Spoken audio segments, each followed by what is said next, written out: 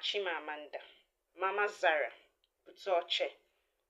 Asin kan jukene, kefi jueche na antiseptic, living water. Ịmụ nwa food today, the next day, ibutego antiseptic, so n'ime mmiri nwa ya eji wee wụọ arụ. Ụfọdụ na-eri eri.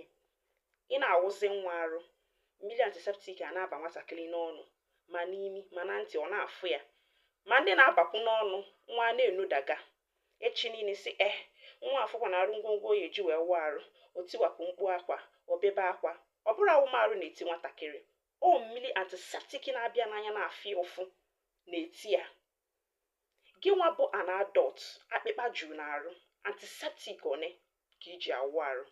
You forget ya na skin nwatakịrị the very sensitive, very soft ka akwa ọkụkọ, tender and delicate.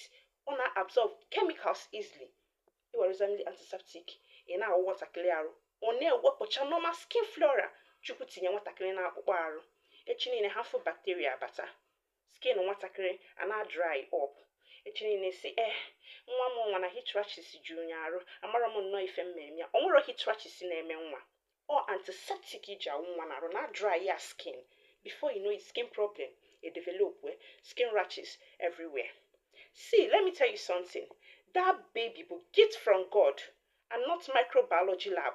Ebe a na-test the potency of all the antiseptic niile juru n'ime afịa. Ijeza kulu nwa ọfụ na-esi ka ụlọ ọgwụ. Amara ma nke na-ekpunarịsị m nke ndị our grandmothers. Nke fa na-afụnarịsị m, ịkwa atalụfa ngwugwu a ejewu nwa arụ. Asị gị kedu ya? Kedu antiseptic?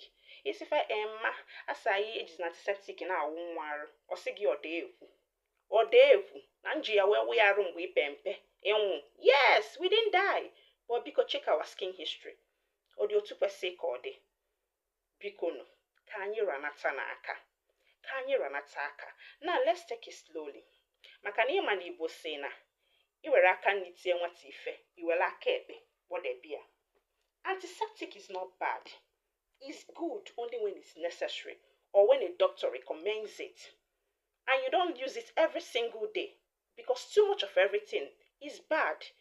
Ndị Igbo sị na ọ na-adị mma imelu ife n'oke. Imelu ife n'oke, ọtọ ọnụnụ ụtọ, ọ daba, ọ maa mma. Our baby skin need gentle care.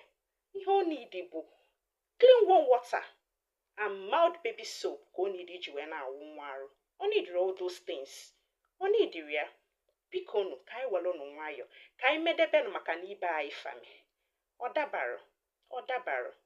So biko, ọ bụrụ na ịmụta one or two things from this video, do share it because someone else needs this information.